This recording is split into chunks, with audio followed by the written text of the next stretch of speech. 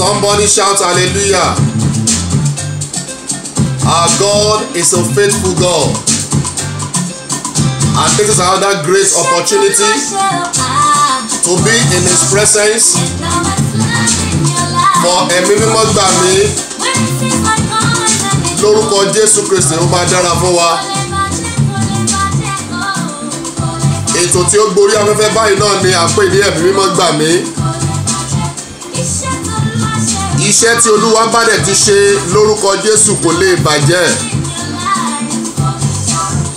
Gbogbo iṣẹ́ tí Ọlọ́run ṣe nínú ayé yín bí ẹ ṣe ń gbọ́ ètò yìí lórúkọ Jésù kò ní bàjẹ́.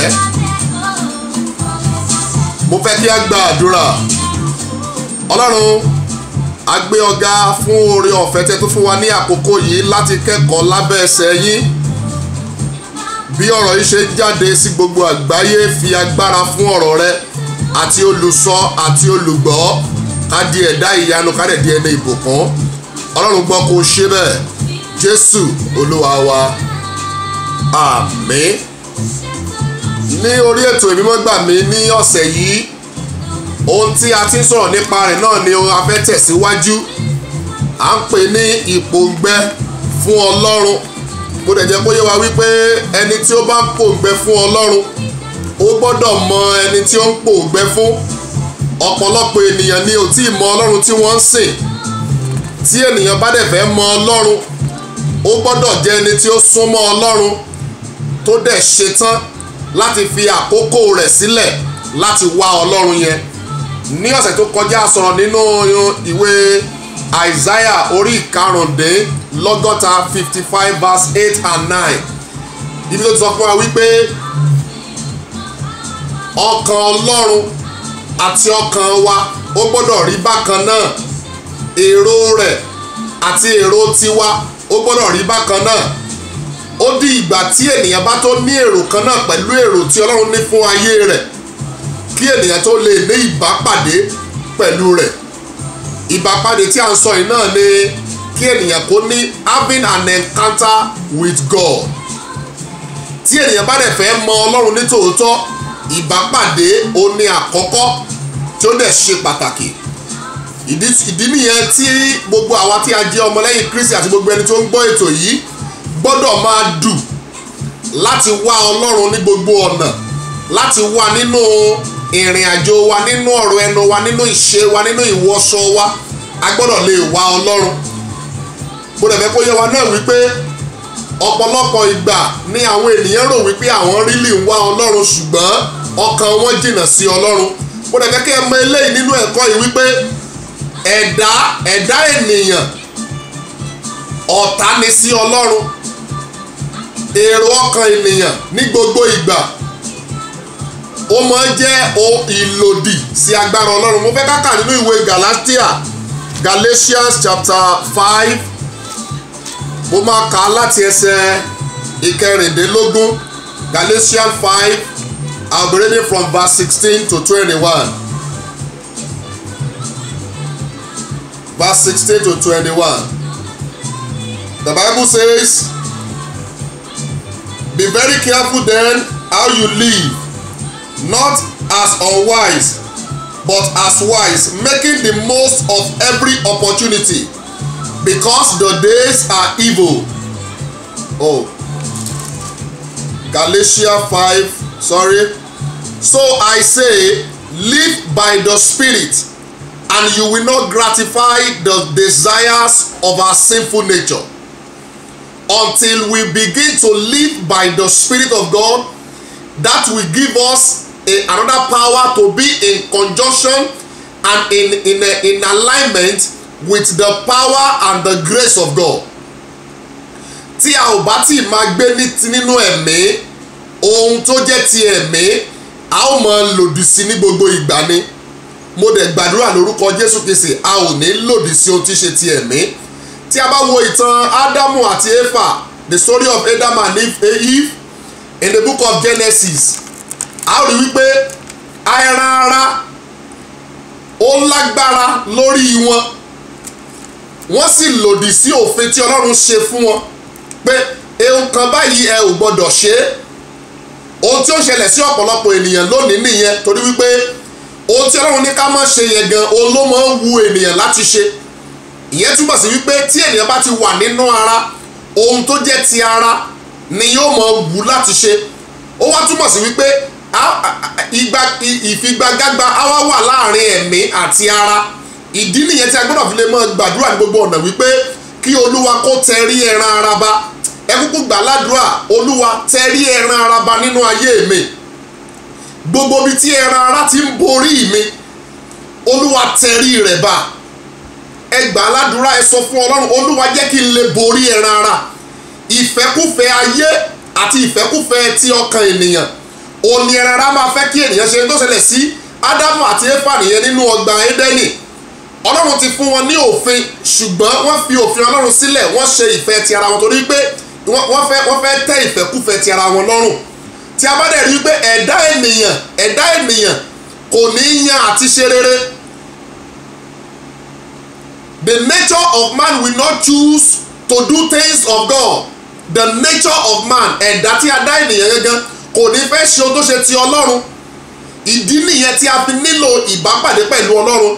Tí ènìyàn ò bá ti ní ìbápàdé pẹ̀lú Ọlọ́run, yóò ṣòro fún un láti lè máa ṣe ohun tí ṣe ti Ọlọ́run. Tí a bá wò dáadáa níbi tí a kà yẹn, a rí wípé ó ní ìgbà tí ènìyàn bá ti mú ìfẹ́kífẹ́ ti ara ṣẹ, yóò ṣòro fún un láti lè gbé nínú ẹ̀mí. Tí ènìyàn ò bá sì ti lè gbé nínú ẹ̀mí, á ṣòro fún láti kí ni o, láti lè bá Ọlọ́run pàdé. Mo gbàdúrà gbogbo ẹ̀yin olùgbọ́ ọ̀rọ̀ yìí, a máa bá Ọlọ́run pàdé. Ọlọ́run máa bá wa pàdé. Mo wà ní ẹsẹ̀ 17. For the sinful nature desires what is contrary to the spirit. Ohun tó bá ti lòdì sí ti ẹ̀mí, tó lòdì sí Ọlọ́run, ó ní ẹran ara yóò máa béèrè lọ́wọ́ yín lójoojúmọ́. Ó dìgbà tí ènìyàn bá tó ní ìbápàdé pẹ̀lú Ọlọ́run kó tó lè ní agbára tó borí ẹran ara. Mo gbàdúrà lórúkọ Jésù Kristi, agbára tó borí ẹran ara lórúkọ Jésù Kristi kó wọnú ayé wa lọ. Agbára tí máa tẹríba fún ẹ̀mí Ọlọ́run, tí máa tẹ̀lé òfin àti àṣẹ Ọlọ́run, tí máa ṣe ohun tí Ọlọ́run fẹ́ lórúkọ Jésù Kristi, mo ló máa wọnú ayé wa lọ. Agbára ẹran ara òun ló máa ń lo ènìyàn lòdì sí ìfẹ́ Ọlọ́run. Tí ènìyàn bá tẹ̀ tí ń ṣe lòdì sí ìfẹ́ Ọlọ́run, ó máa ṣòro fún ènìyàn rú èèyàn bẹ́ẹ̀ láti mọ Ọlọ́run.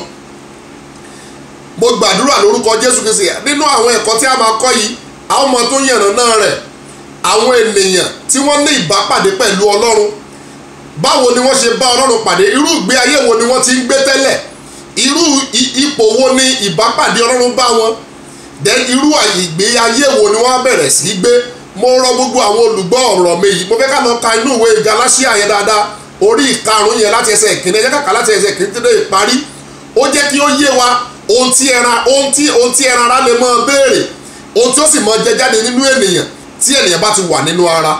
Mo gbàdúrà lórúkọ Jésù Kristi, oore ọ̀fẹ́ tá a fi ní máa mú ìfẹ́ ti ara ṣẹ lórúkọ Jésù Kristi, Ọlọ́run máa gbé wọ̀ wá. Ohun tí èèyàn náà wá nílò náà ni ẹ̀mí mímọ́ Ọlọ́run lórúkọ Jésù Kristi, agbára Ọlọ́run, ẹ̀mí mímọ́ rẹ̀ tí ẹ nílò láti lè borí ẹran ara, Ọlọ́run máa gbé wọ̀ wá. Mo fẹ́ ká gbàdúrà bíi 3 kan.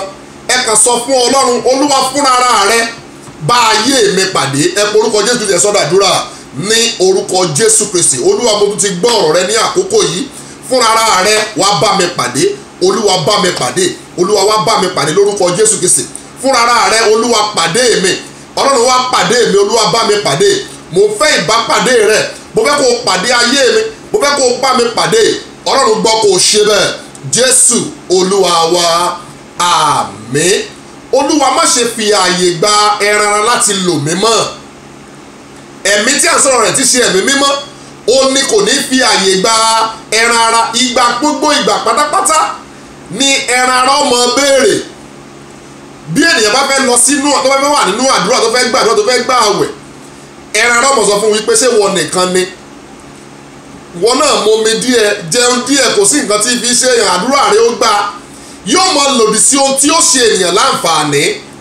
Ẹ gbàdúrà gbogbo agbára tí ẹran ara ń lò lórí ayé mi, Ọlọ́run bá mi tẹrí wọn ba. Gbogbo agbára tí ẹran ara ń lò lórí ayé mi, ẹ̀mí Kristi tẹrí rẹ̀ ba. Ẹ pe orúkọ Jésù Kristi, ẹ sọ dàdúrà ní orúkọ Jésù, ní orúkọ Jésù Kristi. Gbogbo agbára tí ẹran ara ń lò lórí mi àti lórí gbogbo àwọn olùgbọ́ ọ̀rọ̀ yìí lórúkọ Jésù Kristi. Ẹ̀mí Kristi tẹrí rẹ̀ bá, ẹ̀mí Kristi tẹrí rẹ̀ bá. Gbogbo agbára tí ẹran ara ń lò lórí ayé wa tá a fi ń ṣe lòdì sí nǹkan titi Ọlọ́run lórúkọ Jésù Kristi, Olúwa tẹrí rẹ̀ bá, ẹ̀mí mímọ́ tẹrí rẹ̀ bá. Ọlọ́run gbọ́ kó ṣe bẹ́ẹ̀, Jésù Olúwa wa, àmín. Nínú ẹ̀kọ́ yìí mo fi yé wa wípé èèyàn gbọ́dọ̀ lè jẹ́ ẹni tí ń wá Ọlọ́run. Ìgbà tí ẹ bá ń wá Ọlọ́run tí Ọlọ́run rí i pé lóòótọ́ nínú ọkàn yín lọ́hùn ẹ̀ ń wá, á fi ara rẹ̀ hàn yín. Mo gbàdúrà lórúkọ Jésù Kristi, ibi tí ẹ ti ń retí ìfarahàn Ọlọ́run ní ọ̀sẹ̀ yìí gan, Ọlọ́run máa farahàn yín, ẹ dẹ̀ máa gbégbá ọpẹ́. Mo fẹ́ kí ọ̀rọ̀ Ọlọ́run yìí mo fẹ́ kí a máa kà á, kí a sì máa ṣe àṣàrò rẹ̀ lọ́sàn-án àti lóru, kí Ọlọ́run kó sì máa fi òye rẹ̀ yé wa. Ẹni tó bá súnmọ́ Ọlọ́run ni Ọlọ́run súnmọ́. Ẹ̀kọ́ yìí yóò gbà wá ní àkókò díẹ̀, mo sì fẹ́ kẹ́ ẹ máa tẹ̀lé.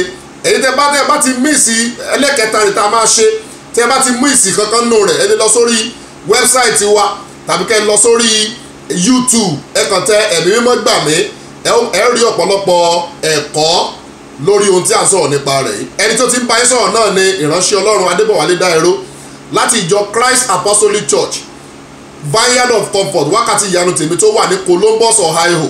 Lórúkọ Jésù Kristi ó máa dára fún wa. Kí a tó máa lọ, ẹ jẹ́ kí a gbàdúrà ní orúkọ Jésù. Ọlọ́run gbogbo àgbáyé, ọ̀rọ̀ rẹ tó ti jáde ní àkókò yìí, fi agbára fún ọ̀rọ̀ yìí. Bí ọ̀rọ̀ yìí ṣe ń wọnú ayé àti ilé kọ̀ọ̀kan lọ, agbára tí máa ń ní ìpòǹgbẹ fún ìwọ Ọlọ́run lórúkọ Jésù Kristi kó wọnú ayé wa. A wá bẹ̀bẹ̀ fún agbára Ẹ̀mí Mímọ́, èyí tí ó tẹrí ẹran ara bá, tí ohun ti ẹ̀mí tí ó fi lè mọ́ ní ìtumọ̀ nínú ayé wa. Agbára Ẹ̀mí Mímọ́ yìí kó wọnú ayé wa lọ. Tá bá rí ẹnikẹ́ni nínú àwọn olùgbọ́ ọ̀rọ̀ yìí tí wọ́n ń bá ẹran ara jìjàkadì, mo gbàdúrà ẹ̀mí Kristi èyí tí máa sọ ẹran ara di òkú lórúkọ Jésù Kristi kó wọnú ayé yín. Ọlọ́run gbọ́ kó ṣe bẹ́ẹ̀, Jésù Olúwa wa. Títí di ìgbà mìíràn tí a tún pàdé, ire o.